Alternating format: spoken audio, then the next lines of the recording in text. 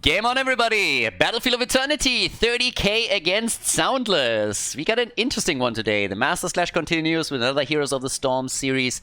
It is Playdate number 5. And the match is pretty interesting because right now we got the number 4 going up against the number 3. And 30k is a pretty interesting team in the sense that at the beginning, first when we headed into the qualifiers for the Master Slash, they crushed. They won the first one, they did incredibly well. The Rive Cup, which was another tournament that happened shortly after, they did fairly well there too. They didn't win it, but still they made quite the dent. And then when the Master Slash happened, they were a little bit all over the place, and you could really judge not all that well where are they in terms of power level. And then they went up against the Donuts, who up to that point were undefeated. And 30k shit all over them. It was insane. A 3-0 was probably the last result that I expected to come out of that series. And if someone would have told me, oh, that series, it's ended in a 3-0, I would say, like, really? The Donuts crushed them this hard? But did go exactly the other way. So now 30k is in a spot where they go up against SoundLess, and SoundLess themselves also kind of surprised a bit because they had a really, really good season so far. They were able to take down Chili Mountain, for example, and now they are trying to just touch that top 3. They're currently in 4th place, and they're going to do whatever they can to nibble a little bit on the feet of the Donuts, the Hardos. They're starting to come in here with an Anubrak and Stukov setup on Battlefield of Eternity, our first map. And well, with that, we got, of course, a sniper combo that is slowly being built here. So, D.Va playing to win again. Still asking myself, who plays to lose? So, I don't know. Well, I guess if you're like an intentional feeder and you're trying to grief a game, that's playing to lose, but yeah, either way. Mei gets locked in, so a lot of control is already what they're trying to establish here. Getting a little bit of CC in, a couple of slows, Malfurion with the roots. And yeah, the Tracer ban, since the early Malfurion pick already indicated that there's a chance that they're locking in Tracer for Dino, which is of course something that we have seen a lot in the past. Ultralisk doesn't have a hero yet either. And we are still waiting for the last ban here. I mean, you go up against Anubrak and Stukov, might think about banning out some of the burst mages that exist. Okay, Genji, fair enough.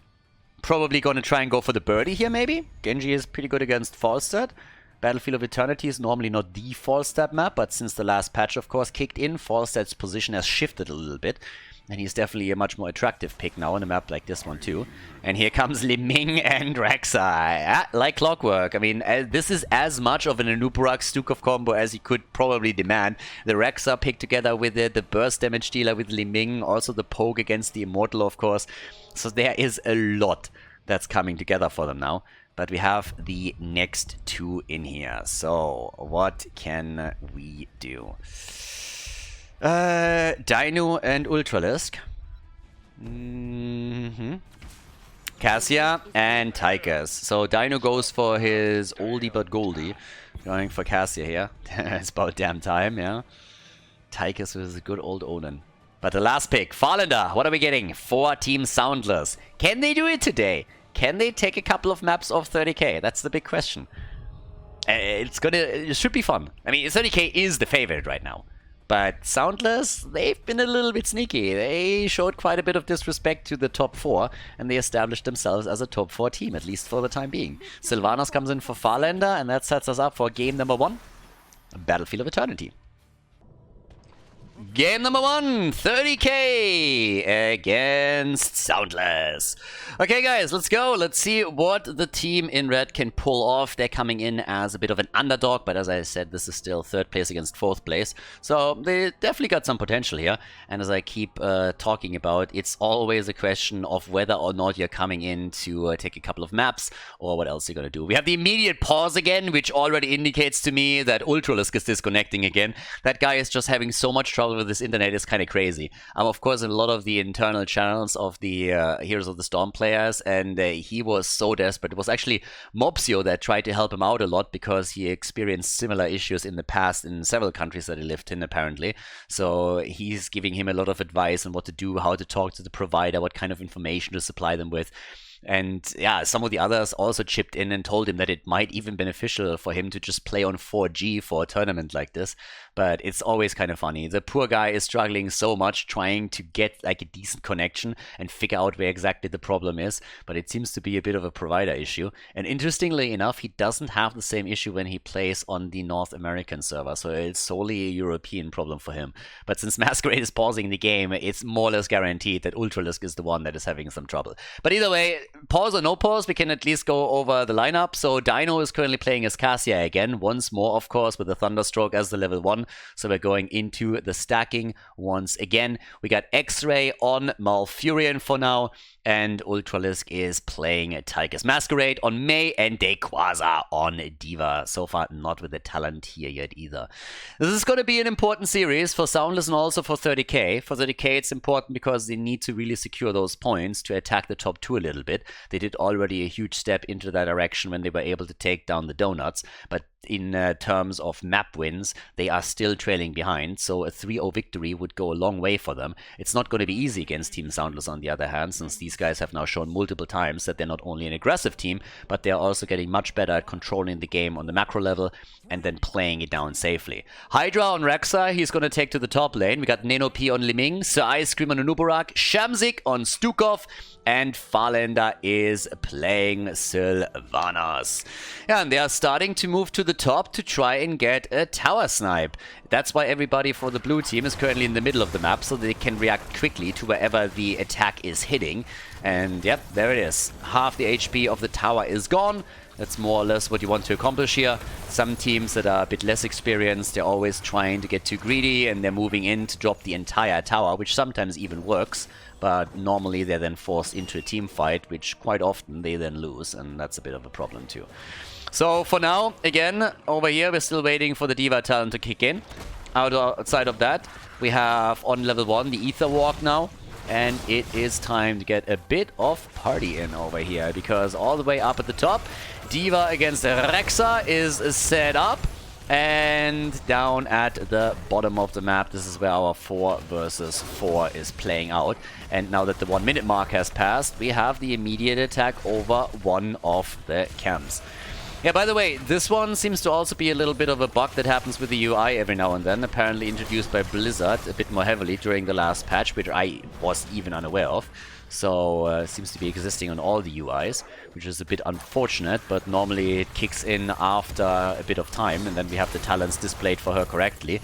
But either way, as it exists right now, that's of course what we gotta deal with. We still got the engage over here. The follow-up after Anubarak hits the stun from Stukov with the lurking arm, but it's not enough to grant them a kill opportunity. Neno P was hoping for a good angle, but he didn't get it. And they have a solid killer setup. I really like the lineup that SoundLess is playing. It's a true and tried combo that we've seen now multiple times. But of course, 30k are still a team that can just crush you. And Dino is a beast on his Cassia, 11 stacks for him thus far. They're moving topside in an attempt to steal the second camp away too, which would be a huge win. Because double camp, I mean, hello baby. That's a bit of an experience lead and pressure on lane. And they're gonna take it. Yeah. Not even losing anybody, so Ice Cream was trying to move in from the side, but couldn't get the kill in.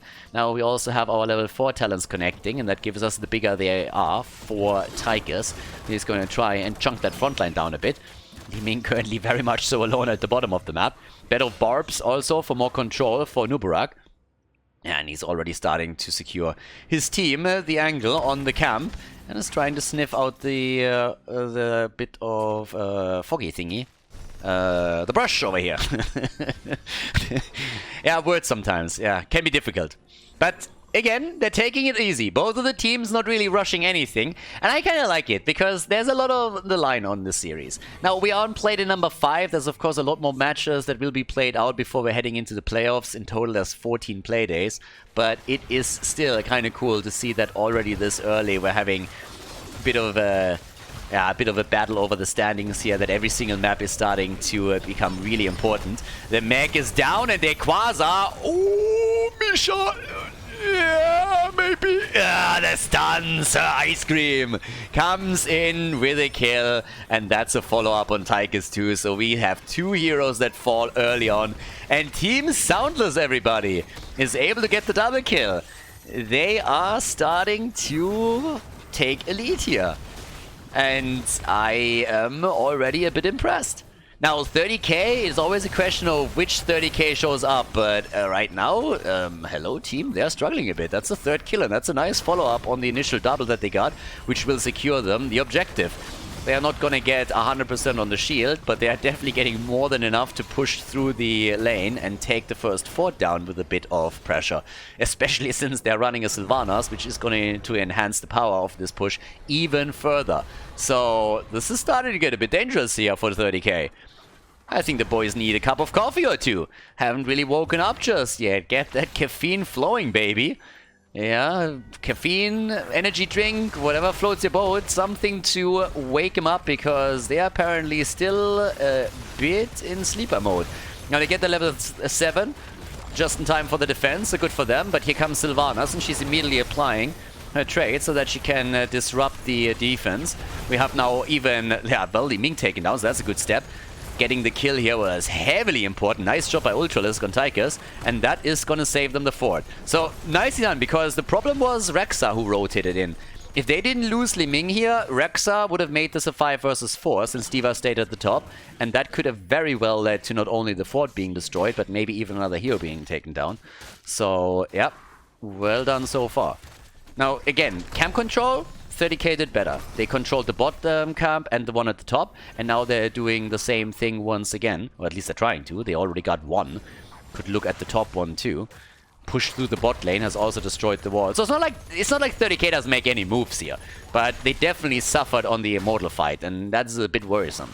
If that trend continues, then Team SoundLess is going to get a lot of control in the mid game in particular, especially once that the death timers are being increased a bit.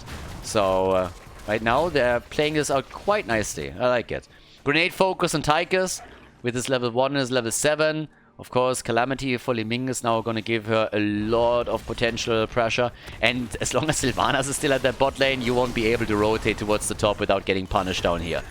But at the same time, Team SoundLess can't go just simply for the fort and be too greedy, or a rotation could hit their flank, and that might very well lead to one of the backline heroes falling to the onslaught.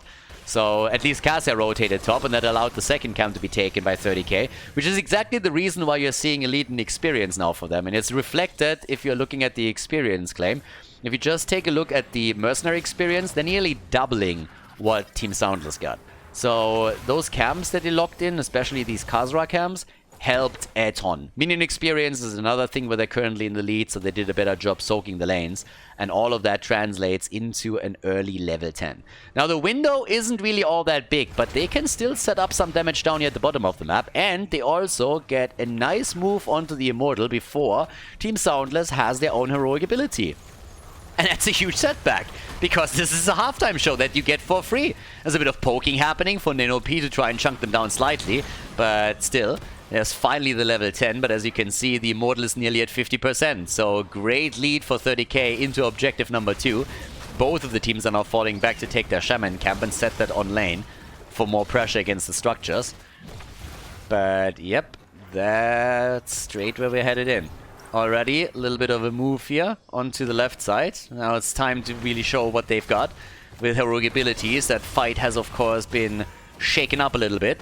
And especially with a good combo on a Nubarak with a nice stun, maybe a Cocoon in the backline, dropping Malfurion after he activates Tranquility. You can do a lot here. Talking, by the way, about also Rexa, he's at 15 stacks for his level 4. Not really a map where you see someone complete the stacking this quickly, but he's been doing fairly well, not only on the lane, but also after they took the Immortal, he gathered the additional globes, and it really pays off for him. But here comes the push of 30k, as we have the defense of Sylvanas at the bottom of the map against the Shaman camp, and they use that opportunity to lock in the halftime show for themselves. So a good lead, and this is where we have to see SoundLess step up a bit and try to fight for it. They can't just simply give this up the way that they do right now. But they're going for the lockdown attempt against Masquerade. Can't get it quite. Here comes the ult on Hydra. Big pushback against the mech explosion. Nicely done. And Maze missing the ult. Here comes X-Ray with the Tranquility. Sustains them through the fight. Cocoon already had been used, and Farlander goes down. Sylvanas is getting killed, and Hydra is next on the menu. Bam! Down goes Rexa the Batman of Heroes of the Storm, has been eliminated. I'm Batman. So, with that, it's a big Immortal. Huge Immortal. Big shield. Tychus is the one to chip in the last bit of damage. 32 stacks now for Cassia. That translates into 18,000 damage, and her being the top damage dealer in the game. But yep, nicely done. And of course, as they're pushing at the bottom of the map, simply escorting the wave through is going to likely eliminate this fort. They got a camp here too, and X-Ray is helping out. But the rest of the team is already slowly transitioning towards the top. And they can do a whole lot of work here as well. So a level 13 talent soon to be ready for 30k. And they are running the show here. The bottom fort has been eliminated. And they're going for it. Yeah, the ice wall. Shamzik a bit isolated. Can they follow up on it? They're trying to. Malfurion with a root. Ice wall into root, and it just didn't do enough. But it definitely buys them time for the Immortal to do its work. Uh-oh. The Li Ming combo. And there it is. They kill against Cassia. Nano P with the damage. Sleep against Hydra. Yeah, Misha is also down, but that fort has fallen. The problem is that it's not the only thing that has been eliminated. It's the second fort that falls. So now they have an even better setup. Yeah, that is solid.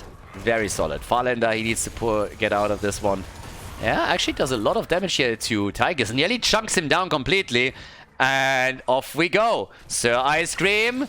Okay, juked once. There's the stun. They're dropping him off. And can they get the kill? No, the Ice Wall of Masquerade saves the day. And the ult gets used by Malfurion to ensure that they are not losing another hero in that situation. It's 4 kills to 4, but nearly a level lead now for 30k. Yeah, good on them. Well played. X-Ray now with the rotation top. Both of the teams with level 13 talents now that we got the virulent reaction. And of course also the illusionist as a follow-up. But we got Cassia locked down by the cocoon. And they're gonna try for the stun. There's the combo. And that could be a kill. Dino is low and he gets eliminated. Farlander dove in deep for that hit. And every time that mech explosion is coming up, Shamzik is ready and just pushes it away and ruins any kind of attempt to create space for the rest of the team. Masquerade again with a slide in immediately here. But with Odin popped, Ultralisk is chunking them away. Uh-oh, there's the setup against Rexa. Can they get the kill here? NOP jumping forward, creating some space, and they're going for Malfurion. 1 stun, 2 stun, and he's dead. Malfurion is down, and they drive the rest of the team away too. It is Team SoundLess with another kill after kill. They got 6-4 in total. And now we get the next objective coming up again in a couple of seconds. But yeah, Farlander, seriously, his... I mean, these engages with Sylvana sometimes, you're just like, dude, you really are begging to be focused, aren't you? But he gets away with it. He jumps in, dishes out the damage, and then just jumps out immediately afterwards. Has the Windrunner over here, which allows him to go for these aggressive plays. But now that we got the objective up, both of the teams are immediately trying to go for the race here. And we definitely got a huge amount of potential for Team SoundLess in particular. Both of them do. Now, of course, Shaman cams are underway too. They have to defeat it down here at the bottom of the map. 16 shouldn't really become an issue for this objective. Depends a little bit on if they are able to stall it out. Halftime show is nearly an even trade between the two teams. I guess a small advantage for sure for the red team, but it's not really all that significant just yet. Problem is, they are starting to take structures. They're simply saying, hey guys, we're going to go for that. So they're going to transition to the bot lane for a quick peek at that fort, and they're taking it. In the meantime, the blue team is using the opportunity to take some of the hit points off the Immortal, but immediately SoundLess is back to business. The problematic thing is that now we're looking at nearly a level 16 talent for 30k, so yeah, that bought them some time. Malfurion with a very, very early Tranquility here. Cocoon is out. Are they going to try and make the play for him? Doesn't seem like it. They're just poking against the Immortal instead. But, well, for now at least, they're looking a bit better. They're isolating Dino though. And Dino goes down. That's a kill against Dino. The wall is up. Here comes again Tychus with Odin. And the damage drops Stukov. The Admiral is down, but May is eliminated. It's a kill for a kill, and Farlander is jumping in deep again. X-Ray trying to get away here. Malfurion is on the run. He's going for the French defense, and it is not working. because Farlander is just a little bit too quick, and Tychus has now been dropped too. That's 4 heroes down, and it seems like Dequaza is also going to get dropped. That is a 5-man wipe, ladies and gentlemen. Alright, 11 kills to 5, and Team SoundLess, they are a bit the surprise of the Master Slash so far, I gotta say. Now, they were never a team where you said, okay, these guys aren't really good, these guys are going to be at the bottom of the standings or anything. But them not only securing the 4th spot for them, up to this point, but also starting to attack the top 3 is kind of cool to watch. They're getting better and better, they're driving the momentum home. These guys are honestly a pleasure to watch, just because they're shaking things up a bit. Now, are they on the same level as, for example, the Khaldors? I mean, probably not, no, not really. But it's pretty cool to see that they're shaking up the status quo a bit and are attacking spots that were supposed to be, so to say, reserved or taken by some of the more established teams and players. So pretty cool. Team SoundLess definitely a fun team to keep an eye on. With a 6-kill lead, they haven't won the map yet, so there's always a potential for 30k to bring it back with a good team fight. But at least for now, they're the ones driving the push at the top lane, and that ends up with the fort eliminated. And they're actually abandoning this push in the hopes of doing some damage with Sylvanas at the bottom of the map. So that's where they're headed, trying to take the wall down. And that seems to be what they can pull off here. Damage output, 38,000 for Sylvanas. Who's surprised? I'm definitely not. Farlander has been crushing it. Absolutely killing it. But here comes Mei. And she's looking for that wall, potentially. But gets sniffed out a bit too early, and they are already about to take the camp, so there was nothing that they could do about it anymore. But yeah, Farlander definitely doing a great job. Now, when it comes to damage, Tychus is very, very close in his output. He's at 37,000 right now, so that's not too far removed from what Sylvanas is bringing in. But there's still a level lead here for SoundLess, and they are again pushing through the bot lane to just poke this a bit, because they're anticipating that someone is dealing with the top camp. And that's true, D.Va is there. So the bot lane is more or less abandoned, at least for a few seconds, and that is all that Team SoundLess needs. They come in, and they take the entire wall down. So good for them. Now, eventually, of course, they have to now take the top camp apart that has just now been secured by Dequaza. But still, one way or another, that's a good setup heading into the next Immortal, especially since they're going to be the first one to hit the Storm Shields, the Storm Talons. Always assuming that we don't have another team fight beforehand, which we will have. I mean, look at this. 30k is already trying to force it by simply going for the camp here. Alright, and making a play for Dequaza. Mei has already been isolated. The stun, and Malfurion gets melted away like Sir Ice Cream in the sun. Nicely done. Malf down, the support eliminated, down for 48 seconds, and the Immortal is spawning in another 15. You couldn't ask for a better start into the Immortal phase, especially with them being this close to level 20. They're gonna run a Storm Talent advantage over 30k on the next objective for sure. Nice. And of course, camp was taken on the left side now too. At least they were able to secure that. But here we go. They're starting to come straight in for a bit of a hit. Level 20 is now ready. And they're looking for more kills. Malfurion is still not there. They're playing without a support. There's no support here, no healer. And they're coming in for Dino. They're trying to get the kill. Nano P is also rather low, but Cassia on the run, able to move back. The problem is that everybody else is also fighting here in the middle, and it's a double kill all of a sudden. A 4 versus 5 against level 20 talents. And they lose 2 heroes, but they get the kill against Tychus at least. Unbelievable still that 30k was able to win that fight. I mean, seriously. That's the first thing that you learn in Heroes of the Storm. Don't fight against level 10. Don't fight against a a numbers advantage on the other side. And they just did both. They defended around the Immortal. They used the stun circles to their advantage, and they were able to get 2 kills in. And that is brilliant.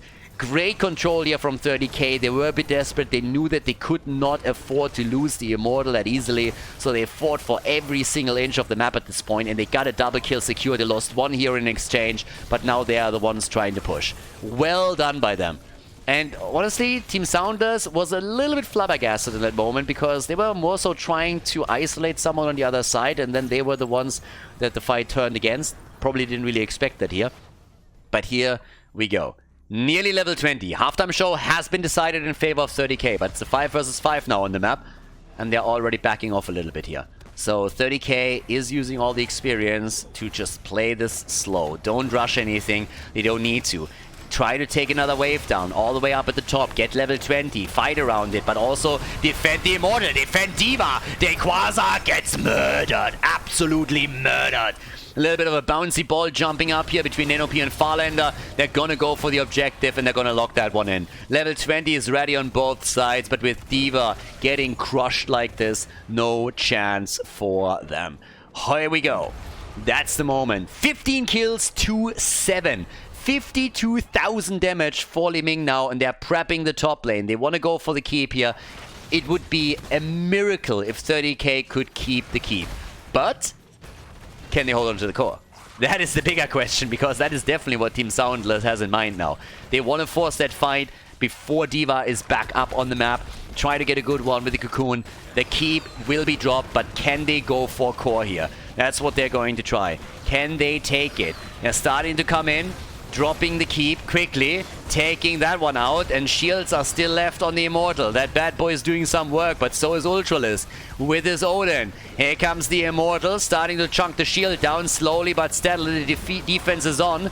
The wall missing, only isolating a bit, trying to drive a wedge between them, and now the core is taking damage, and they're starting to move in. Already the Cocoon being used here, they're making the play. They're kill against the Nubarak, but Cassia falls too, and the core is down to 40%. This is game. This has to be game. It's SoundLess that wins the first Heroes of the Storm map in this best of 5 at the Masters Clash as they take down 30k on Battlefield of Eternity. Before we head into game number 2, make sure that you subscribe to the channel if you haven't done it yet so you don't miss out on any future content here on Khaldor TV. Game number 2, Team SoundLess. I don't know what to tell you guys. They crushed. This team is fun. This team is a lot of fun. So is 30k. We got a really good series on our hands, I'd say. And of course, for Team SoundLess, a victory here would, I mean, that would be insane.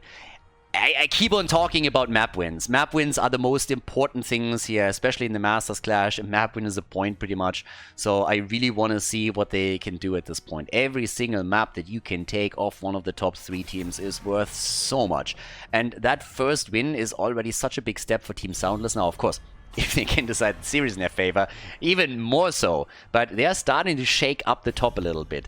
Doesn't really go for the Hardos. The Hardos are still undefeated, but the Hardos are also currently the team to beat. But this is definitely shaking things up slightly on the level that we're talking about here. So what exactly can 30k do now? They are banning out Inubarak and they're banning out Varian. So you can already see where this is going. They banned only Varian the last time. We had the Inubarak engage and it really did wonders. So now all kind of sniper compositions that could potentially be played by Team SoundLess has been shut down more or less. Those 2 heroes are normally, I mean, they're really just needed for any of these compositions. Everything hinges on them making the engage happen. So there's that.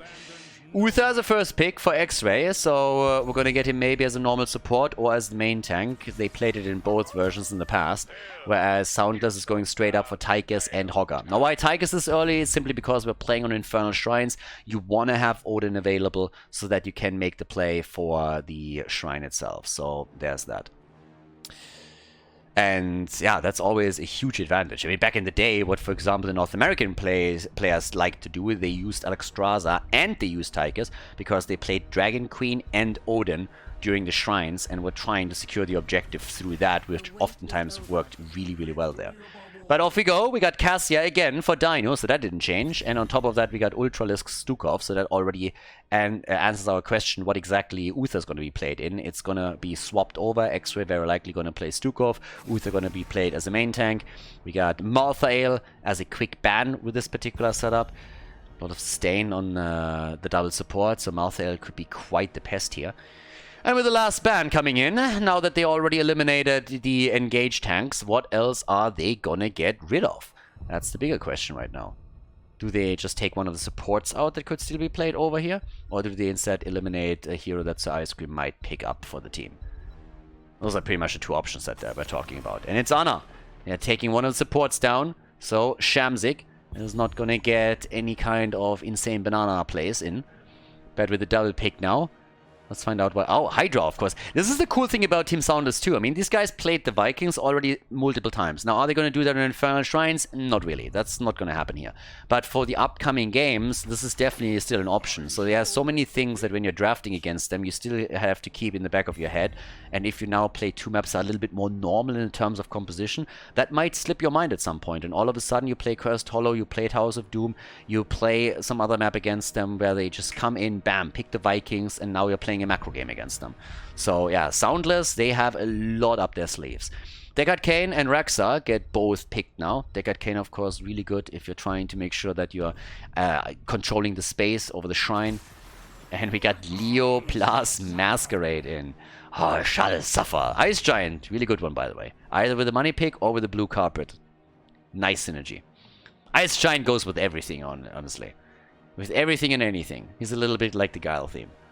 But okay, so Ice Cream, last pick for Team SoundLess.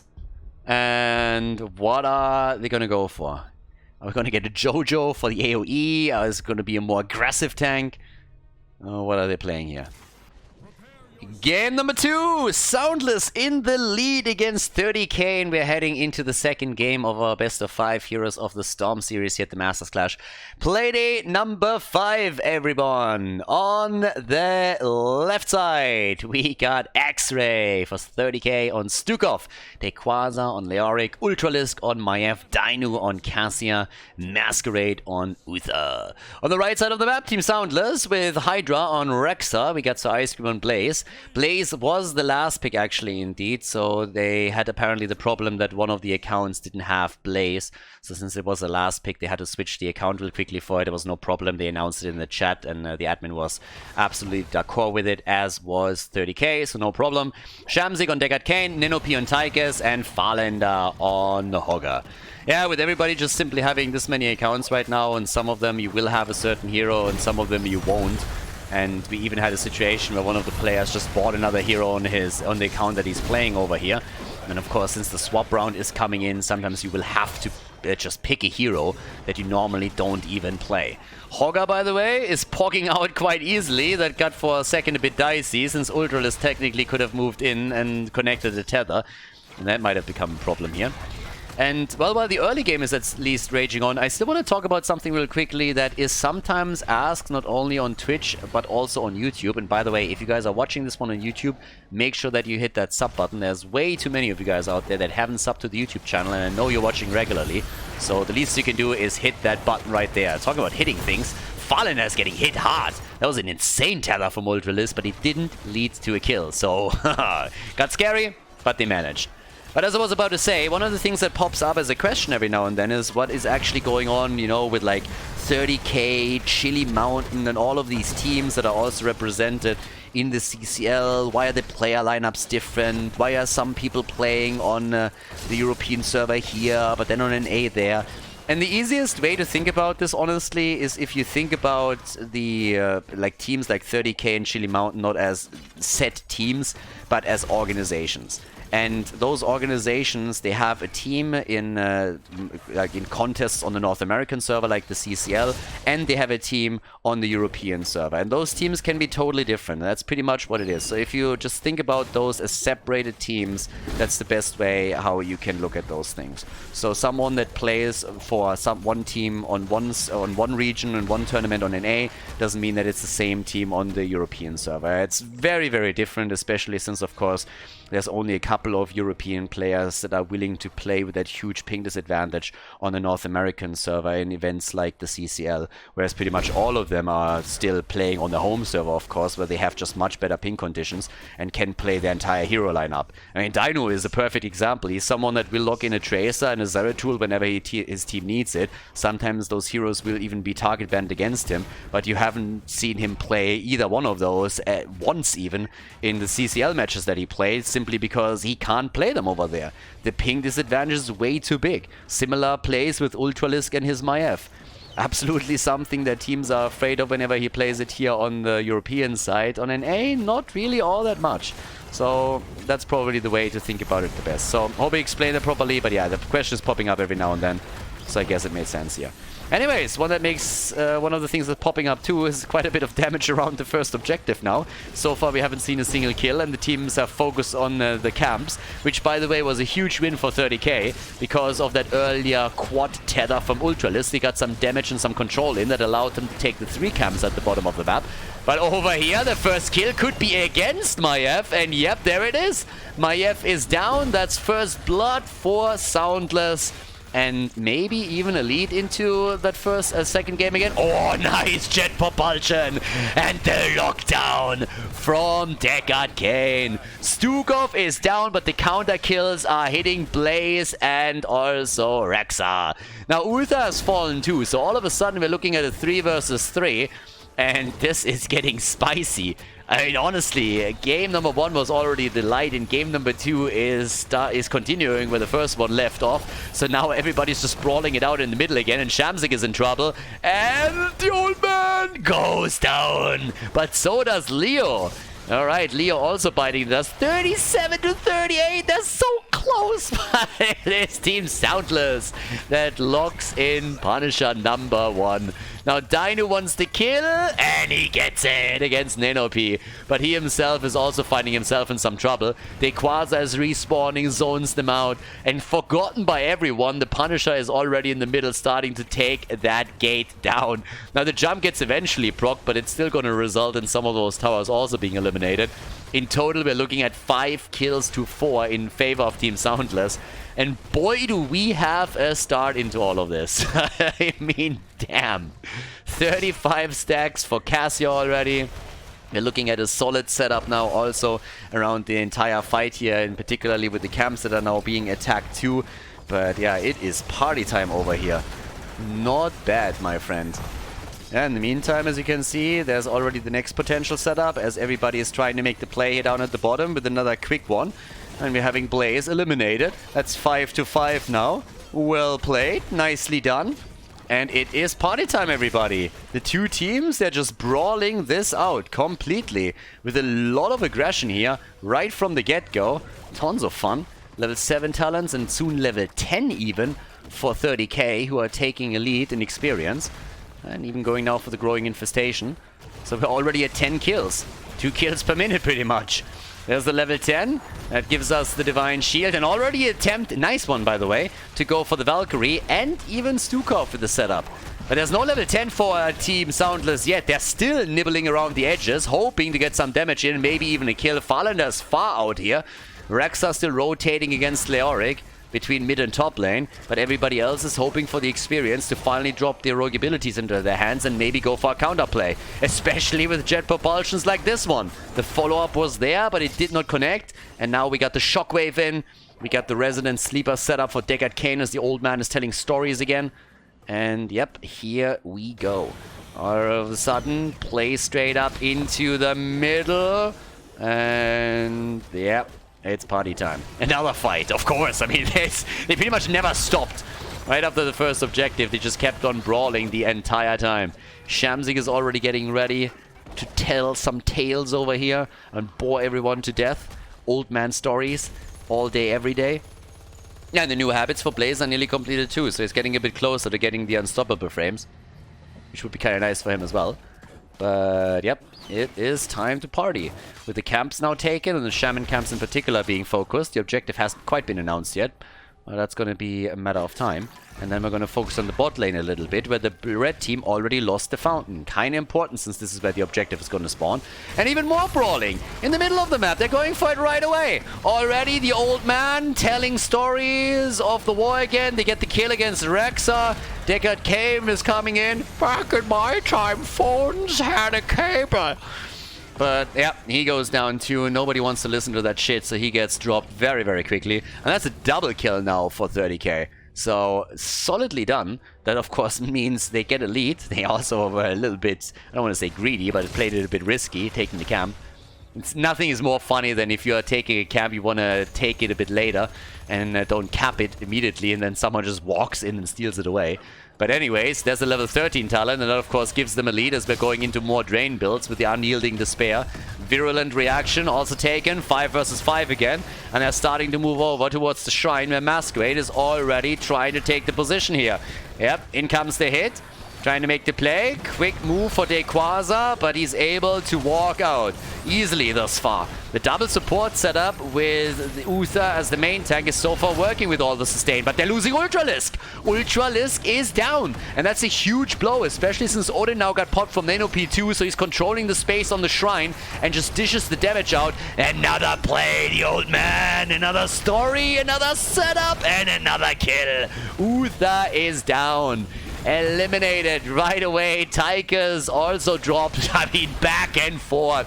Blow for blow over here. And this is all without a level 13 talent for Team SoundLess. They came in and they're just 3 stacks away from getting another objective secured, which they now get. Dino wants the kill at least and nearly gets it. Shamsik is walking out, but they made it happen against a level 13 advantage. Now topside they're suffering a bit since the camp is pushing straight up for the fort.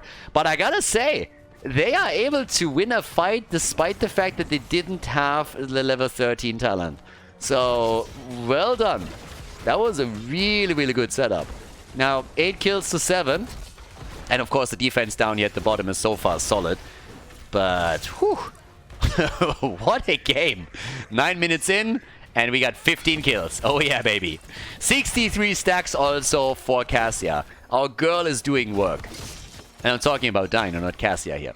So, we got 35,000 and 31,000 for Pogas. So, here we go. Level lead nearly. Jet propulsion. Masquerade. And he's in trouble. Dino with a 3-2-3 moment. There's the pause right there. Ultralisk apparently lagging once again. But look at the setup. The explosions are already here. We got nearly a kill against Uther, who's in deep shit at this point. And Leo is on his way. But he's going to take a long time until he's finally down at the bottom of the map to chip in a little bit. So Ice Cube is sitting at the side. He can move in too. Hogger was trying to do what he can with the damage output, and he hasn't used the shockwave yet. Hogger still has his shockwave up and can use it in this situation. And that's not only the only thing. We are having the old man trying to chip in damage too, but the Divine Shield connected on Uther, and he's able to move away. Oh boy. What a move for the pause here. Holy cow. Cassia is the only one that hasn't died yet, by the way. But yeah, they're still playing this out. 66 stacks, 4 in the rhythm on Tychus. What a setup and what a fight. Oh boy. Oh my god. Yeah, this is getting a bit nasty. Topside pressure. Hydra is moving in. Oh, they're closing in on level 16 now. This is getting full on Poga setup here. Yeah, another attempt to go in with a Valkyrie and get a sneaky kill, maybe against Shamsik here. But, yep, ain't happening. So Ice Cream in his main tank Blaze is still playing around the edges with the attempt to get a jet propulsion locked up to allow Deckard Cain to follow it up. And yep, here we go. They're trying. Deckard Cain, bit too late here. They're going for a bit of a zone. Masquerade. And Uther is dead. Uther is down. Easy kill just before level 16 connects. Just before the extra talent is ready.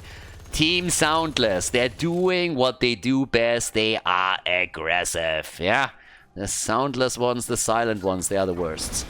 Dequaza already. That can ghost away, but the problem is Dino. You can run, baby. You cannot hide. So yeah, he's actually trying to run, but the old man setting it up again. There's the jet propulsion. Misha heal. Coming in, going for the kill, and Dino's finally down. It took them an eternity, but they're able to lock their kill in, and now they have their level 16 talent as well. Rexa, again, is pursuing a career as an actor. Going straight in for the feign death. Worst actor in the universe, by the way. But, well, all the way up at the top.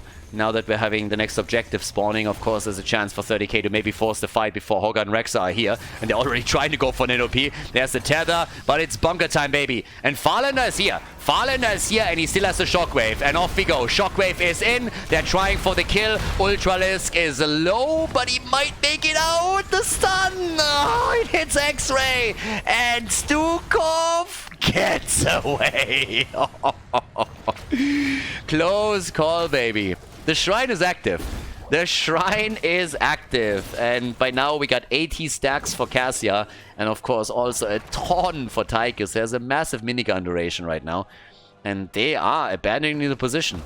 They're actually waiting for Misha to come back, for some of the cooldowns to hit home again. They want to go for their own camp, and they are abandoning the shrine.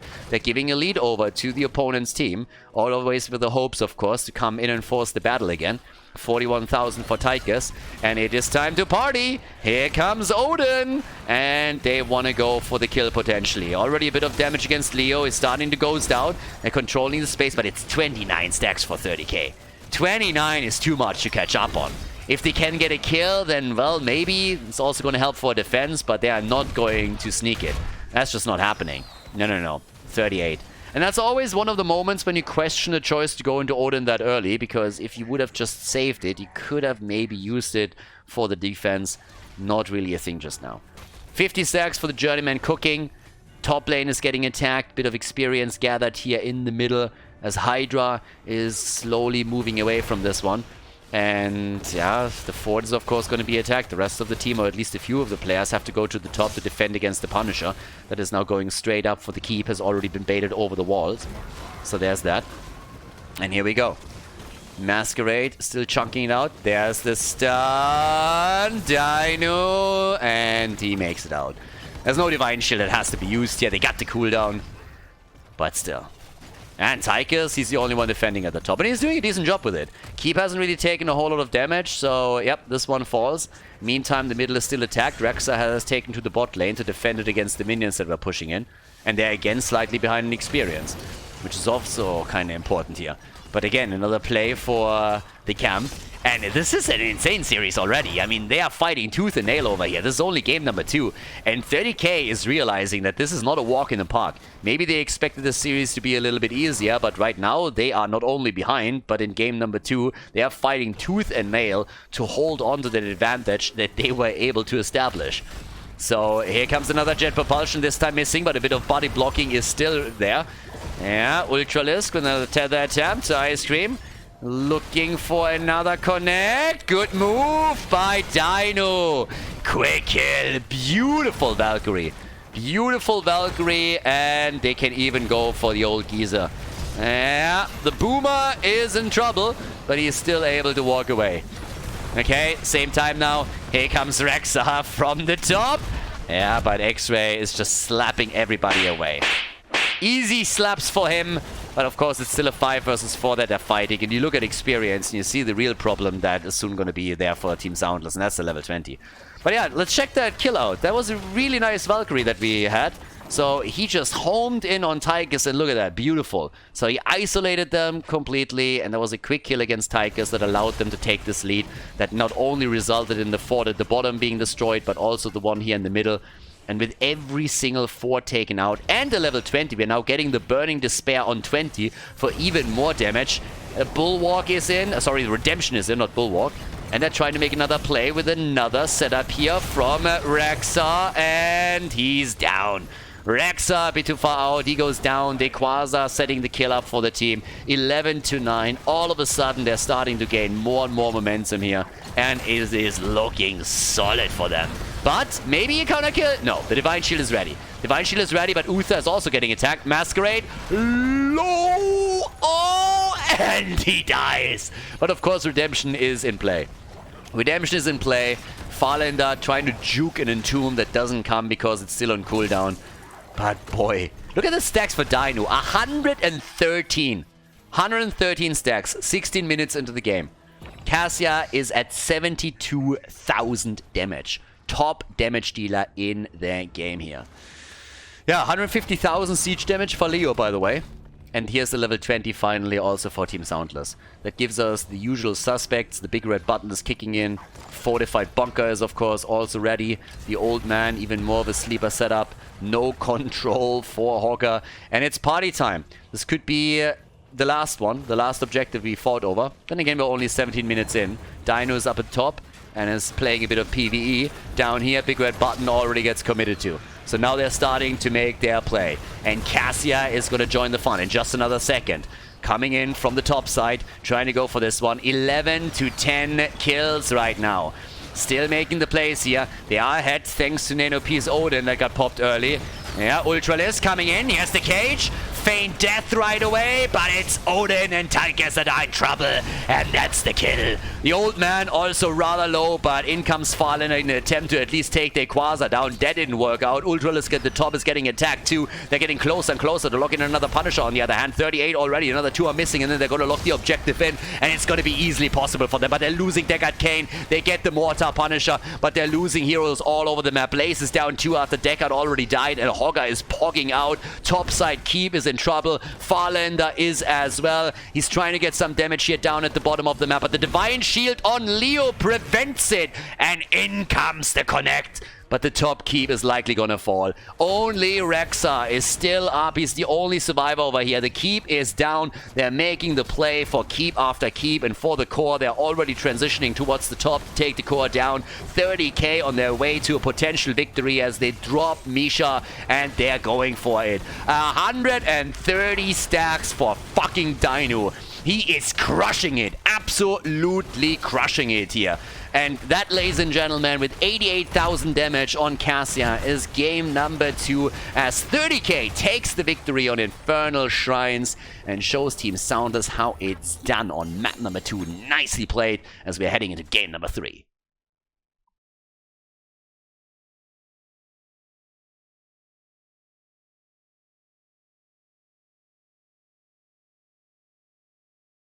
Tomb of the Spider Queen, game number 3, SoundLess against 30k. We got a fun one, ladies. Yeah, Tomb of the Spider Queen is also a cool map for game number 3, but I gotta admit that this one is gonna be nice because game number 2 was a blast.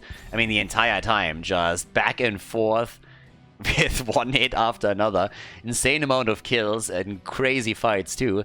But can 30k now take the lead here? Is it SoundLess that once again take the advantage? And it is the map choice of the blue team. So X-Ray and his boys had decided to play on Tomb, whereas the loser of the last map, SoundLess, they had the choice whether or not they wanted to take first pick, first ban, and they decided that they would like to indeed do that. Now, they're banning out Malfurion right away. A little bit, yeah, not going to give that over to X-Ray, which is also a little bit of a soft ban to a Tracer combo. It doesn't mean that you can't play Tracer if you don't have Malfurion, but that's normally the combo that you're really looking for. Simply because you get that heal over time, that overheal, so that Tracer can be a bit more aggressive in the fight and in her engages, and will not get dropped that easily. So it gives her a lot more room to play with, and just more damage potential in the long run there, of course, too, as well as a result. Now, Uther gets banned, and again, we have that focus on supports, as we usually see. That also results in Ana being banned here. Yeah, Malfurion, Ana, Uther banned. And here comes the Sonya ban. Pretty much the usual suspects, which leaves a few of the picks open that you might already have thought about, like, for example, Medivh. Medivh is going through waves. Lately, he's not getting banned as much anymore as he was previously. A lot of the teams also moved away from picking him because they just simply said, like, well, our opponent is going to react. They're going to go for some portal control. They're going to lock down, for example, the portal with Malfurion, with Junkrat, tons of other heroes that you can really use to make Medivh's life a living hell. Doesn't mean that a good Medivh player is not going to wreck you still, but it's going to be made harder. So now Medivh is in this really this weird game of chicken where teams are looking at each other. Are you picking him? Are you not picking him? And, well, as you can see here, they gambled and Medivh was taken. So Lucio's already claimed, which that means that SoundLess has at least the boot back. They could now go also for some heroes that really deal with the portal a little bit better, but the combo is there. You not only have Medivh on the side of the blue team, you have Medivh plus Diablo, and Masquerade is terrifying on Deebles alone, as is already, but then you got the ley line into the Apocalypse, and that makes the whole meta even worse. So now they got to think about what else are we going to do. And there's Junkrat. As I just explained a second ago, Junkrat against Medivh. You want portal control. You want to set that mine up whenever he puts the portal in, and whoever steps out is immediately being displaced, bam, pushed away, isolated, and hopefully killed. So that's what they're trying to accomplish here. But we've seen that game of chicken a lot. And sometimes teamers like, are you picking Medivh? No, we don't want to have him either. And then, you know, you just see them judging if the opponent's team is interested in a pick in the first place, and at least for now, 30k said immediately, hey, we got Ultralisk. He knows how to play that bad boy. He's shown that over and over again. So let's just try and make it work here. Cassia banned the respect ban against Dino. Our man ended up with 130 stacks on Cassia in game number 2. Tons of damage, and at some point they just said, okay, screw this. Yeah, here comes Malthael and also Stukov. With Medivh in the mix, you of course have a lot of tools also to keep people safe. Not only can you use that portal for the aggressive play, where Junkrat and Lucio come in the first place, but you can also help to someone to move out of the fight, and the shield is there as well. So there's that. But then again, at the same time, what are the last picks right now? For Team SoundLess. Urel and Anubarak. More portal control. Guaranteed we're going to see Bed of Barbs on Anubarak as a level 4 talent. We already did previously without a Medivh. Now that you have Medivh, you even more so want the talent because it allows you to get even more slows in. And the last pick, Dino on Vala. Okay. Interesting draft, the Medivh pick, but the counter picks also for Team SoundLess as they're trying to allow their lineup to really deal with those portals. Can they pull it off though? Tomb of the Spider Queen is going to show if they can or not, but let's head into our third Heroes of the Storm match of this best of 5 series. Game number 3, Tomb of the Spider Queen. Solid setup for both of the teams here. Medivh composition for 30k. Ultralisk is playing the hero Dino on Vala with the multi-shot build already starting up with the Hot Pursuit. We got X-Ray on Stukov, Dequaza on Malthael, and Masquerade on Diablo. The OG bully. Diablo is going to push people around all game long, at least trying to. SoundLess with Hydra on Urel, Nenopi on Tychus. We got Shamzik on Lucio. Farlander is playing Junkrat, and Sir Ice Cream again on Anubarak. Same choice that he made in game number 1 on Battlefield of Eternity. The hero was banned out on the second map, and now of course all focus on Medivh. Stacking is one of the things that he is going to get done as quickly as possible, or at least he's going to try to. And, well, let's see what they can pull off here. For now, it's just like a bit of a skirmish in the middle of the map. Nothing really too fancy, but Dibbles is already getting the first flip. And there's the stun, and Nenopi makes it out. Oh, close call, though. Yeah, that could have led to the first kill in this game. Thankfully for him, the rest of the team assisted nicely, created some space for him, and he was able to get out. But that just shows how dangerous Masquerade really is on this hero. And yeah, he found the perfect opening here, got the stun, and that nearly led to a kill because Stukov also followed up very, very nicely, which is of course something that he's going to have to do throughout the entire game to allow them to get these kills as quickly as they can. But then again, we're already looking at some portal rotations over here, just speeding the entire process up a little bit. We got the 5 first stacks for Ultralisk, who eats the grenade. And Ice Cream, yeah, they want to dive on anything here, but Masquerade sitting at the side, just waiting for someone to engage that he can punish. And you gotta be a bit careful if you're playing Anubarak in this situation, of course, as well. If you dive in and you miss the initial stun, then you might find yourself very well be the target of Diablo. And on level 10, the entire setup is going to change a bit anyways, because then you will have the combo available with a ley line into the Apocalypse that is likely going to be played out here. Now, on top of that, we got the camp now taken and attacked. We're going for the first Bruiser camp on the right side. The same thing is happening as we speak. So they're going to try and take this one too.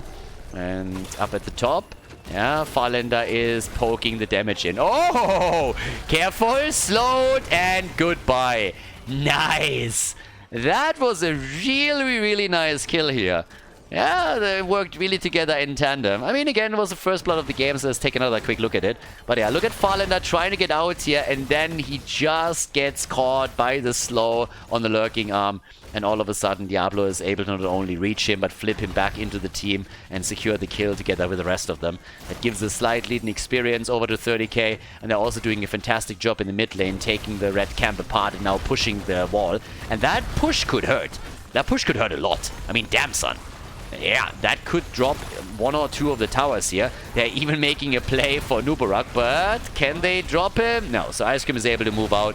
It doesn't change the fact that they dropped the first tower here. So once that they get the turn in with the Web Weavers, this is likely going to do more damage in the middle as well. So yeah, nicely done. Good opening for 30k. Nothing too insane just yet. A couple of gems have been secured too, as they were turned in a moment ago. Of course, going up against Diablo, instead of going for in the rhythm, Nenopi has now decided to go into the bigger they are. If they get a good stun with the Anubarak. they can always go for a quick burst. And as I already predicted during the draft, Bed of Barbs is in as the level 4 talent. Again, that was a given after they realized they were going up against Medivh. That was just a logical choice to make over here. So Ice Cream already used it in game number 1, but there's even more reason to drop it here against the Zero. And here's the portal control that we talked about. Stun, stun, stun, boop the target back. Masquerade with a very, very nice escape, but can he survive? Oh, yes, he can. It's a close call, though. With 150 hit points, he nearly got dropped. But you could definitely see how portals are not necessarily going to be the saving grace here in any one of these team fights, because SoundLess has a lot of tools that they can use against portals, and that's what they're doing here. Now they're controlling them nicely. Bottom of the map, they have also a bit more control being established by the blue team as they're going for Siege Giants now. And the level 7 talents, of course, help them with that. Hydra comes just a bit too late to have an impact here. 23 gems in his hands, also kind of wanted to be just a bit safer here. The build for Junkrat, given the setup that we are talking about here, is more or less telegraphed. You go in the boom, pow, and the bocked down immediately. It's all about the concussion mines here for him, and the portal control, of course. But well, as it stands, there's another stun against Masquerade, and they're trying to isolate him again, but this time the shield is ready, and since Dequaza is also coming through from the bot lane, they can't really follow up on it too much, or they would be, focused on very quickly too. Now, still the attempt to turn in, and both of the teams are attempting to secure themselves the first turn in here, but those Siege Giants have done some work. And this is actually a bit of a theme here now, because that bot lane wall has suffered, and the same is true as we've seen earlier in the middle of the map as well. So overall, we have multiple ones of these walls taken out. Talk about taking things down. There's the shield, but that might still be the end of Dequaza. He gets the portal and is able to move out, but this was another close one as he already lost a ton of his HP. And that was without Junkrat, who's still probably the best one to control the portals here. Talking about controlling things, Hydra gets attacked. Still some interrupts, 27 against 28 gems now. And both of the teams very, very diligent about trying to not only turn some of the gems in, but also get kills. And there it is. Hydra goes down. He wanted to go for Dino. It simply turns around and shoots the entire volley straight into the face of Urel. Nicely done by Vala. Arsenal coming through with the extra damage. They are so close to level 10 as well now. If they can get the turn in plus level 10, that would be such a big momentum swing for 30k. It would be incredible. But it is the red team that turns in first. Now that's an interesting one now, because they won't be able to do a lot with this. Why? Well, because level 10 is now available for 30k. But honestly, it's not a wasted turn in, because what it will buy you, and again, you don't want to be in that position, but doesn't matter if they want or not, they are in the spot where they have to play defense. So them turning in now doesn't really do a lot for them in regards to pushing. They won't be doing a lot of structural damage, but they prevent 30k from having a Web Weaver wave with level 10 and pushing against them, which could have cost them 1, maybe even 2 forts. So this is more of a defensive play than anything else. First Web Weaver gets taken down. The one at the top lane shouldn't really be a problem either. Everybody else is moving down to the bottom of the map. But as you can see, the best that they can hope for is taking a wall down. But preventing the blue team from pushing in with level 10 plus their own Web Weaver wave is worth a lot. A lot.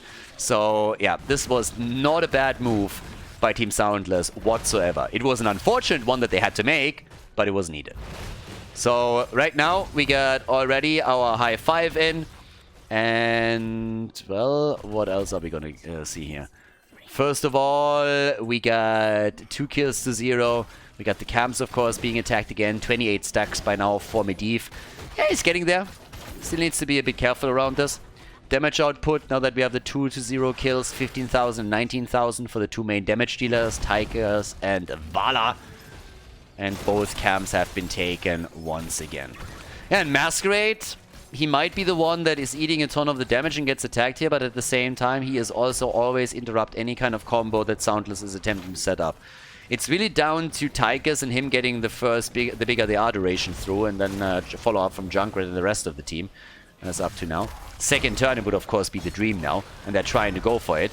There's already a bit of a slip. Shamzik is coming in, and X-Ray is attempting to turn in. The blue Web Weavers are coming down. Oh, the kill!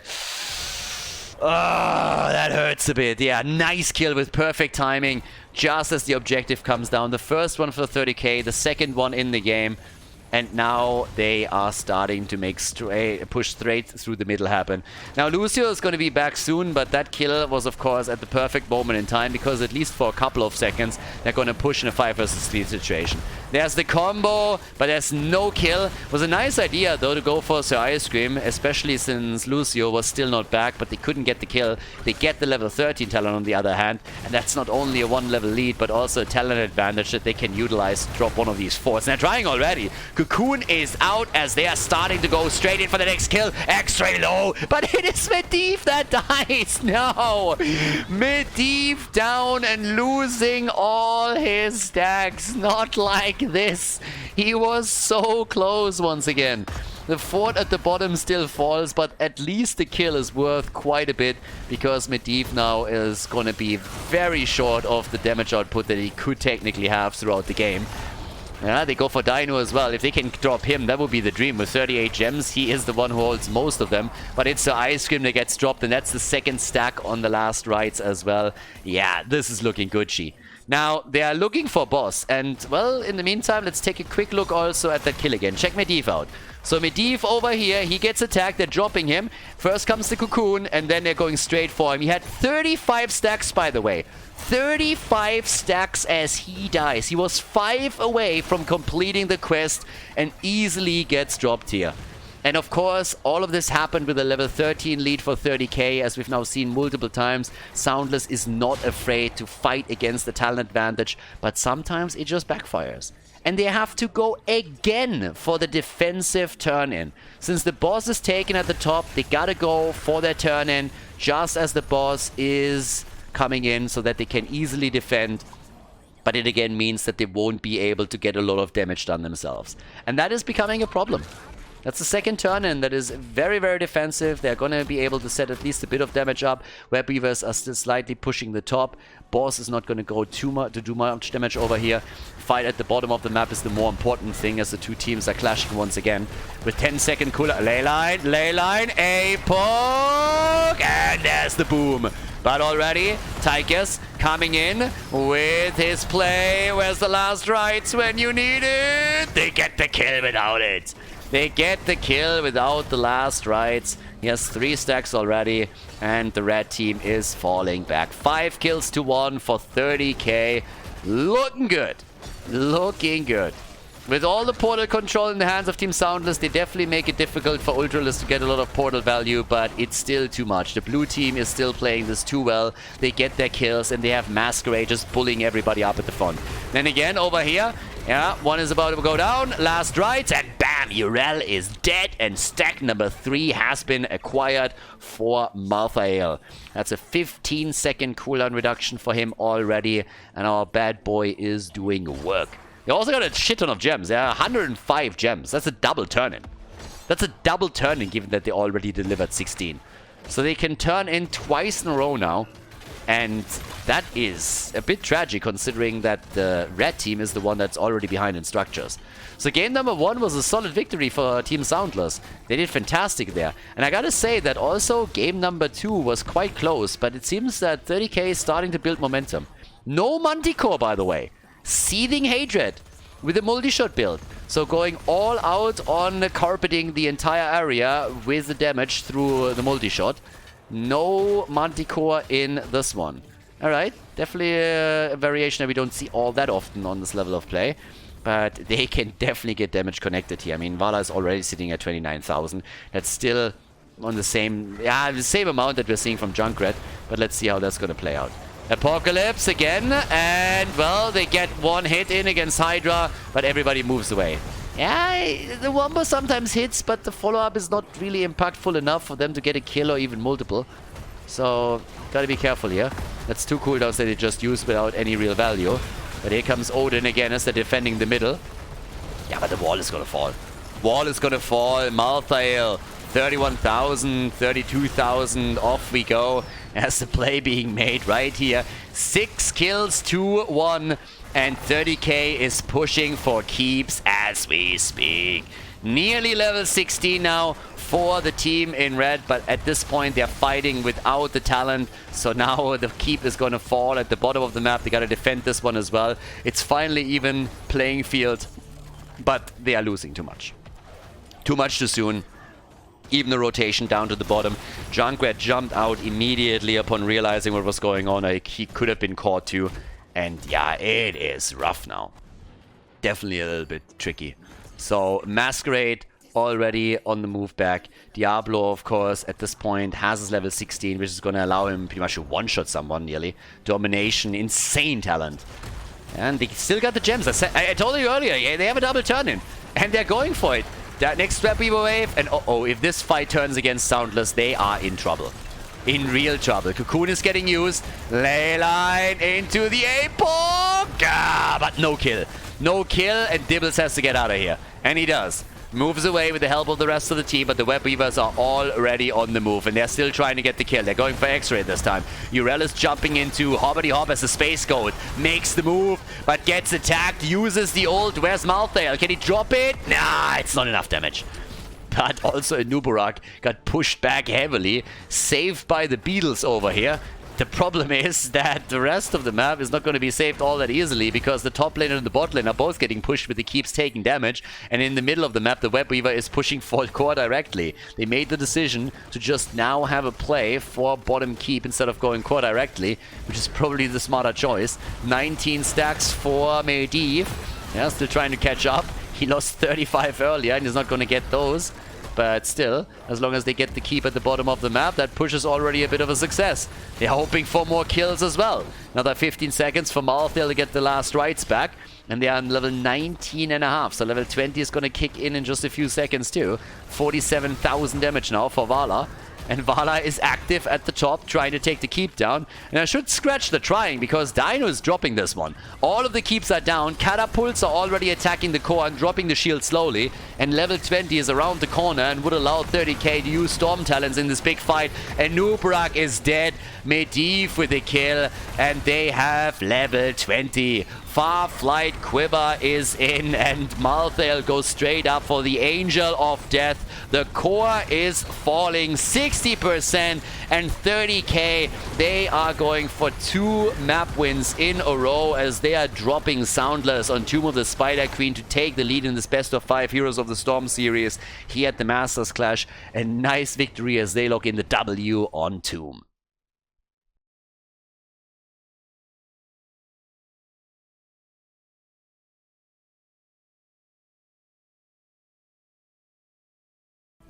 Game number 4, Brexit holdout, everyone. Yeah, it is the chance for the team in blue to come in and secure the victory in the best of 5 series. Now, as I said before, for Team SoundLess, winning the first map was already an accomplishment because every single map win matters. But given how map number 2 went, they probably have hopes that they can secure a bit more here. If not only a second map win, but then maybe even the entire series. This could very well go the full distance, considering that we saw some very solid games. But at least on Tomb of the Spider Queen, there was more and more momentum that built up quickly for 30k, so they did a pretty fantastic job there. Now, Nubarak gets banned.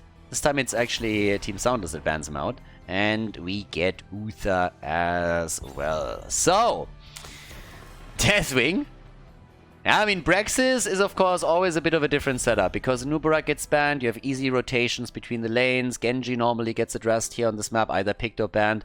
Falstad would be a pick, Rexa for the top lane is kind of important, and someone that you want to address. And the same is, to an extent at least, true for Medivh, who again was not banned out. There's the Rexa pick immediately as a first pick. And, well, here comes Genji. Again, great heroes for the map. Sonya is going to play it out against Rexa on the 1-in-1 lane. Genji is going to try to move in every now and then to get some pressure going against Rexa. Maiev, Karazim, both very mobile, and given targets can always like jump over the debris too, to rotate from one lane to another, or just simply jump onto the lane from spots that you would normally not expect the attack from. So it's a solid setup for both of them, and honestly you can already tell from the way that they're picking here that both of the teams have definitely dealt with Braxis a bit more. I just talked earlier about how Braxis is being played more often now. It's not really one of the go-to maps for the teams, but it's definitely something that we are seeing more frequently, and that also results in the team practicing it a bit more, and therefore having more snappy picks when they think, okay, what do we want here? What is the lineup that we want to play? What are the heroes that we want to lock down? And yeah, you see, for example, Genji from Ultralisk being played right now. But with Mei banned, so there is not all that much CC here. We also have Lulcio banned out for the quick rotation and the plays that you can make with him. And, well, double pick for the team in blue. Yeah, moment of truth. What is especially X-Ray going to take on the support side? Karazim has already been shown, so that one we know. Could go for the Fruit Fly. We've seen a lot of Brightwing on this map. And of course, what is Masquerade going to play? The main tank, massive impact on the last map with Dibbles. But there's Muradin for the jump and also Junkrat. So another two heroes that are quite mobile, and they are leaving the support up for last, which means that whatever is being picked right now, X-Ray can react to it if he has to. I mean, he has plenty of options. We're still talking about Malfurion as a potential pick. We're talking about Brightwing. You could go for Deckard Cain. I mean, there's plenty around. There's tons of stuff that he could still do here. And, well, with that, the last two picks for the red team. Ooh, Tyrael for Sir Ice Cream. And Cassia. Okay. Tyrael and Cassia. Yeah, definitely aggressive. And Stukov gets picked by X-Ray. Ladies and gentlemen, game number 4. Braxis holdout. Let's jump straight into the 4th map and see if 30k can win 3 in a row and decide the series in their favor, or if Team SoundLess forces map number 5. Game number 4. 30k, a bit of a roll. The guys have built up some momentum here, and now they could decide the series in their favor with another victory on Braxis holdout. On the left side, X-Ray on Stukov, Dequaza on Sonya. We got Masquerade on Muradin, Ultralisk on Genji, and Dino is playing Junkrat. Now, on the right side of the map, Team SoundLess with Hydra rocking Rexa on this map. We got Sir Ice Cream on Tyrael, Shamzik on Karazim, Nenopi with Cassia going for the stacking, and Maiev played by Farlander. Also a little bit of a PSA, since again the question still pops up. Yes, if you play Karazim, this is your go-to number 1 talent. Not Tranquility, even as a solo support, it's all about the Iron Fists, baby. So, yeah, something to definitely lock down here. Some people drop the question every now and then into YouTube comments, so hopefully that helps a little bit. But again, you want to move between those lanes, and you want to move over the debris whenever there's an opportunity to gank up on a target, so that's what they're going to try and do. We already have small adjustments being made by Muradin as well, who went, for example, into the Dwarf block as his level 1 talent. He's going up against Karazim over here, he's going up against also Cassia, so you gotta be a bit cautious, and not really needed to go into Stormbolt quest. But the Dwarf is hopping already, starting to jump over here pretty quickly. Masquerade, ooh, he's eating a lot of damage, but he should be able to make it out. Cooldown will be ready in just a few more seconds too, so not really a big issue for him to get out of harm's way. But it showcases again how aggressive Team SoundLess is around all of this.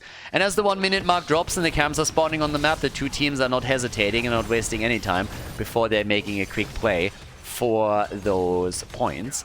And of course the beacons are also activating in another couple of seconds. Dino, yeah, he could be a bit annoying over here, but he's not going to make any move, especially since there is of course some lockdown potential through Maiev, so he can't really be too cheeky here. But it's both of the camps that are getting attacked now by the teams in opposite order. But before they're focusing on the beacons, that's exactly what we're seeing from them. So they're starting to come in for it very, very quickly. Couple of stacks already coming together for the bot lane Cassia play too, but it is Junkrat who locks in the bottom beacon, and now it's the fight over the top that's going to decide whether or not we're going to see some progress happen. The blue team so far is trying to retake it, and the red team is simply rotating down to the bottom of the map saying, alright, we're going to just play the good ring around the rosy game, where we are locking in the bot lane, you are locking in the top lane, and then we're just playing around that over and over and over again. Mobility is pretty much everything on this map. Hugely important, and of course the teamfight potential, I mean, duh. But here comes the level 4, and with that we now have also the old school build with a double thunderclap for Muradin. Dequaza spin to win to make it out of the fight. But yeah, as always... Oh, that is a problem. Genji, hello? And that's a kill. Ultralisk is down, and that is first blood for Team SoundLess in their quest to force the 5th map of this series. Yeah, same time now. We got Rexa with this level 4. Goes once again into the orb stacking, into the globe stacking. But yep, there it is, Thunderburn. So that means we get healing static on level 13 to complete the synergy with the talent and give Muradin the survivability that he wants with all of that. 1 kill to 0. And 10% on the progress for the Zerg wave, for them at least. That's something. Chipping in a little bit. Kazi hasn't really gotten an opportunity to stack a lot more than what we saw initially. But is of course going to try to keep the stacks up as the game continues, but I highly doubt that we're going to get Dainu level of stacks here. Who's, by the way, playing Junkrat, of course, this time. And talking about stacks, Muradin is not really doing too bad either. He's currently sitting at 8 stacks, so he's actually getting some serious Stormbolts connected. Masquerade with pretty decent aim here on his hammers. It's hammer time! And, well, talking about hammer time, he is starting to hammer those in against Chamzik and connected another one. Good for him. I mean, even going up against Rexa is, of course, kind of neat. And talking about progress, we have the progress for 30k as they are about to retake at the bottom. Masquerade is coming in and connects the hammer. So Ice Cream has to move out. It's a 4 versus 3, and they're going for the kill, and they get it. Karazim is down. He gets bullied. Unacceptable. No love for bald people over here. And that's a triple kill. Oh my god. 3 kills to 0 in that encounter. And, well, scratch that because at least Hydra was able to get the kill against Sonya. She traded well, though. And with 56 points to 10, it seems like the blue team is more or less inevitably locking in a mad Zerg wave on the first objective. They're going again also for Misha, and they're able to get the kill. And it also results in 12 stacks for Muradin. That's solid. That's really solid. Now, over here, 68 to 10. Either way, no matter how this ends, for the blue team, this is already a solid position to be in. The earlier level 7 talent was, of course, also kind of great, but by now, the red team has caught up. But yeah, they're rotating around it once more. And the entire time, we had, of course, Junkrat setting up for the possibility that someone is trying to invade here, too, with another concussion mine. Yeah, Farlander. Finally, a Stormbolt missed by Masquerade. He connected pretty much everything else beforehand. But still looking good.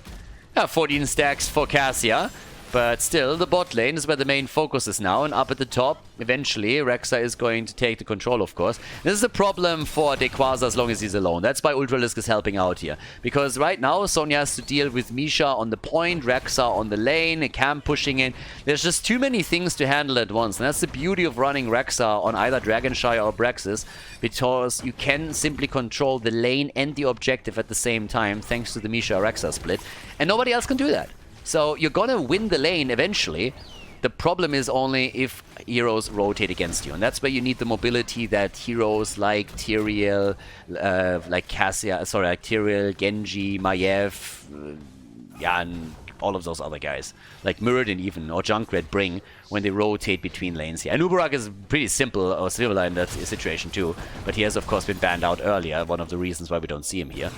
Still a bit of a camp focus, and more Stormbolts are coming together for Masquerade. Even without the level 4 talent, he's doing a fantastic job getting closer to completing his quest. So, good on him. Masquerade not hesitating to spam out those Stormbolts, and he gets another one, and they add the damage on Shamzik too, but it's still a kill against Stukov. And Dequaza has also eaten a lot of damage here. Masquerade is coming in again, should have the cooldown up in another moment, and he gets the quick Stormbolt against Misha. That's 19 stacks on the baseline. 19! That's actually kind of nuts. Yeah, well, they go for the tether against Farlander as he jumps out. Ultralisk, oh, he's getting attacked here too. Now, the interesting part is that with the map choice and everything that we're seeing now, this is, of course, another smaller map, which leaves a couple of bigger maps up, like Towers of Doom, Cursed Hollow, a few others. So if it comes to a 5th map, there's always the chance that Hydra is going to try and lock the Vikings in. Honestly, if any of these maps get picked, I'm pretty sure that 30k is going to ban the Vikings out. Which immediately means that during the draft they will have to sacrifice one of their bans for it. And I'm pretty sure they don't want to do that. One of the reasons why they might have picked this one in the first place. And the blue team, they are, again, working towards the objective with now 80% on the progress. And they might get more since Misha has to retreat down at the bottom. The early level 10 allowed 30k to be hyper-aggressive around it. And of course, they're trying to fight back at the top, but now we got 90%, and that's a Zerg wave. 90% against 10, everybody. Yep, this is a bit of a problem. Now, at least they're going to have level 10 for the defense. Boss has also been activated, but I doubt that they are going to really play this one out. Especially since the red team is, of course, double-checking, since they see that the boss is still active on the map, despite the fact that the objective is up. So they want to make sure that nobody claims that one, too. Here comes the Reptile, and they're buying so much time for that Zerg wave to do damage. It results in an immediate annihilation of that fort at the bottom of the map, and the party continues as they're going for Sir Ice Cream, and that is it. Tyrael goes down. They go for Ultralisk with the 7-sided strike, but even that doesn't do anything. And the Zerg wave is doing work. The Zerg wave is still there, and nobody is defending. Oh, Nano P, he gets attacked. There's the Stormbolt. Can they follow up on it? Well, they get quite a bit of damage, but Masquerade completed the quest 8.5 minutes into the game without Sledgehammer. Without Sledgehammer. Farlander gets out, barely, but he survives. It doesn't change the fact that they lost so much at the bot lane. The fort has fallen and they lost the entire wall at the keep. And just look at the top lane. Sonya has nearly destroyed the top fort too. The wall is already dropped, so there's no more vision that can be granted here. The fountain has been destroyed. And this is a bit nasty. Yeah, this is seriously nasty. This is 30k taking such a mad advantage in the situation. Tyrael, by the way, went into Judgment. So we actually got Judgment over here. No Sanctification. Judgment for him. And I am questioning a little bit what they want to do with it. Judgment into 7-sided strike? I mean, who do you judge over here? I mean, I don't know if they want to judge Sonya. You're a dirty, dirty girl. You've been judged. No, but I don't know who they want to judge, but still. That is... Who are you going to make the play for? X-Ray? Are you trying to go for Stukov here? Are you trying to drop maybe Junkrat if he goes a little bit too far out? Either way, that is a bit of a weird one, because I'm not quite sure what they're doing to follow up on it. Now they are talent down anyways, but there's the healing static for Masquerade, so more survivability for him too. And, well, off we go. The damage output alone is already telling you everything that's happening here. We have 24,000 for Genji. Look at the rest of the team. All of them at 18, 19,000 damage. And the top damage dealer for SoundLess is sitting at a measly 13k. That's just simply not enough. Bottom of the map, pushed in even further. So, yep, off we go. Keep is losing a bit. And now they're making a play for boss. They're going for the boss here, and, well, there's the Judgment. Straight in, 7-sided. Why is X-Ray at the front like this? He gets dropped, but so does Tyrael. The explosion value, can they take it? Maiev is down, and the boss gets taken by the blue team. Everybody dead and dying, 2-4-3 trade. Big explosion on Tyrael. He's back within seconds, thanks to his trade. But, oh boy, at least they got a boss. And they get the kill on Karazim, so that was worth a lot. But holy hell, another fight without a level 13 talent for Team SoundLess, so they were at a talent disadvantage. But, damn. I mean, sick city, baby. They're going for an absolute murderous setup here. And that boss, if that was stolen, that would have changed everything. But as it stands, they can still go for the objective in just another second, and the boss is going to do some work either way. But that fight was just absolutely bonkers. All over the place. But I gotta say that Karazim being this far... Sorry, not Karazim. Stukov being this far out in the fight, that was definitely... tricky. I got dicey for a moment. So now we got 13 to 14. Boss pushing through the top. Objective advantage, 230k, as they're locking in a bit of a progress. But it's still even talent, so now is the moment to fight. This is the moment where you want to go for it. They make the play. Reptile. Rip. And he X-striked out. Hydra, he needs healing. He's dead. That's the end of the Nexus Batman over here. And, well, that is potentially another objective. And boy, is SoundLess in trouble now. They are in real trouble. They might get a kill here, but the Quasar, he survives. And they're pushing with the camp through the top to drop the wall. And as all of this happens, the objective is progressing, and we got it. The 100% Cirque Wave for 30k against 0. Worst case scenario for SoundLess. And Genji, he's at the bottom of the map. Zipping in to do some damage against the keep, prepping for the catapult to push in with the additional wave as the top fight continues, and X-Ray dies. Oh, that might just be it. That might just be the chance for SoundLess to save their core. They're not going to save that keep. That one's going to fall. The keep at the bottom of the map is already dropped, about to be dropped, as you can see here. So there's tons of damage. But up at the top, they're going for it as well. So both of the keeps in trouble. This one is eliminated, and it might be the end of the game. The level 16 is now ready for them too. But here comes another kill. They take Sonya down. Riptire, no counter kill just yet. The keep at the bottom of the map is still in play, but Genji with a kill against Maiev. Sir Ice Cream is alive, but they go for Nano P and they get Cassia. Ultralisk is about to get dropped too, so he's eliminated, but the core is falling, and it's falling quickly. A 3-1 victory for 30k, ladies and gentlemen, as they take down Team SoundLess in this best of 5 Heroes of the Storm series at the Masters / GG, and well played.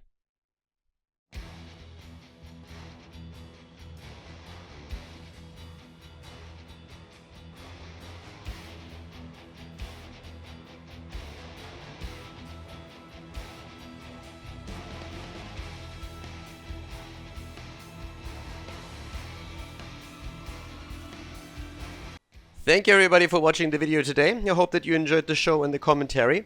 And keep in mind that the spoiler protection that is going to run for the rest of the video is made possible by all the support on patreon.com. So guys, if you want to support my work, if you want to help me start new projects and keep the spoiler protection in place, please consider heading over to patreon.com/Khaldor. There's also a link in the YouTube description, and check that out. Thanks in advance, and see you guys next time with more esports coverage here on Khaldor TV. Have a great day.